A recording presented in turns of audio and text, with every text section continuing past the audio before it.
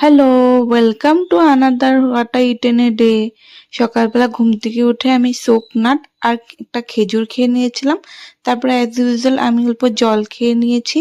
জল খেয়ে আজকে আমি ব্রেকফাস্টে ঘি ব্রেড খেয়েছিলাম। এটা না খুব ভালো লাগে আমার খেতে, ঘি ব্রেড। তারপর আজকে ওয়েদারটা ছিল খুব মজাদার, সারাদিন বৃষ্টি হচ্ছিল। মিড মর্নিংয়ে আমি একটা আপেল আর নাশপাতি নিয়ে নিয়েছি। এটা খেয়ে আমি আমার লাঞ্চটা রেডি করেছি। আজকে আমার লাঞ্চে ছিল অনেক কিছু, ছিল না, ভাত, আলু ভাজা, পাঁপড়, সালাড আর পনির তরকারি।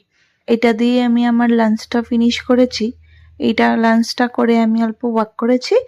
দেন আমি আমার ইভিনিং স্ন্যাক্সটা রেডি করে নিয়েছিলাম।